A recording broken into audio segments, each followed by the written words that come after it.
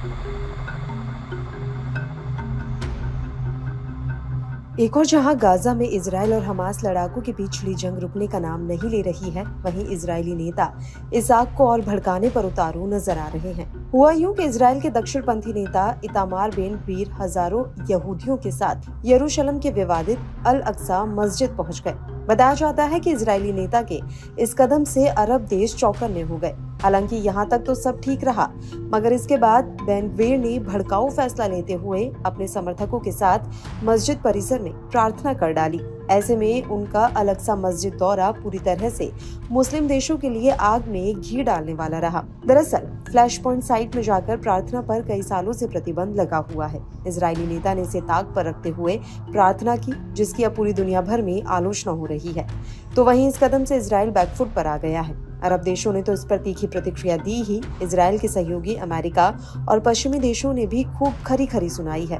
Israel के राष्ट्रीय सुरक्षा मंत्री बेन गवीर ने अल अक्सा में लंबे समय से चले आ रहे प्रतिबंध को नजरअंदाज कर गाजा में हमास को हराने की कसम खाई। ये घटना ऐसे समय में हुई है जब हमास चीफ इस्माइल हानिया की हत्या के बाद इजराइल पर ईरान और लेबनान की ओर से हमले की आशंका बनी हुई है।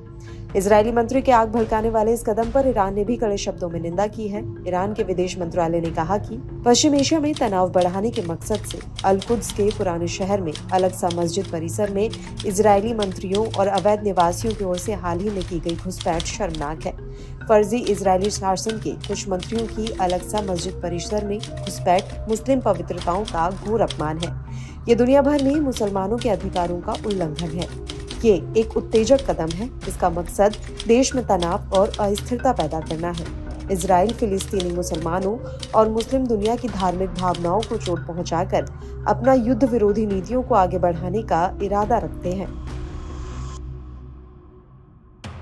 बताते चले कि अल अक्सा मस्जिद को इस्लाम का तीसरा सबसे पवित्र स्थल और फिलिस्तीनी राष्ट्रीय पहचान का प्रतीक माना जाता है। इजराइल भी इसे यहूदी धर्म का सबसे पवित्र स्थान बताता है, क्योंकि मस्जिद परिसर में डोम ऑफ द रॉक भी शामिल है। इजराइल के लोग मस्जिद परिसर को टेम्पल माउंट कहते हैं। बताया जाता है कि इजरायली 13 अगस्त 2024 को यहूदी शोक दिवस मना रहे थे। बेन गवीर ने इसी शोक दिवस को मनाने के लिए मस्जिद परिसर में प्रवेश किया। ऐसा दावा है कि इस साइट को 70 ईस्वी में रोमन साम्राज्य ने नष्ट किया था, जिसे कई सालों बाद में प्राचीन धार्मिक धरोहर के तौर पर पहचान मिली, जिसकी याद में इजराइल के लोग इस दिन को शोक के दिवस के तौर पर मनाते हैं। हालांकि विवादित साइट होने के चलते यहाँ यहूदियों और अन्य गैर मुस्लिमों को पूर्वी यरूशलेम के मस्जिद परिसर में जाने की इजाजत तो है, मगर उन्हें प्रार्थना करने की इजाजत नहीं है। गौरतलब है कि साल 1967 में अल कुद्स पर इजरायली कब्जे के बाद इजराइल और जॉर्डन के बीच एक समझौता हुआ था। इसके तहत पवित्र परिसर में गैर मुस्लिम पूजा पर पूरी तरह से रोक का प्रावधान था। मालूम हो कि ऐसा पहली बार नहीं हुआ है। इससे पहले भी कई मौकों पर ऐसे उल्लंघन हो चुके हैं, मगर ताजा मामला बेहद नाजुक मोड़ पर हुआ है, जहां मिडिल ईस्ट में भीषण जंग जारी है। इजराइल पर एक साथ ईरान समर्थित प्रॉक्सी गुट टूट पड़े हैं, तो वहीं अब ईरान भी इजराइल को सीधे हमले की धमकी दे चुका है।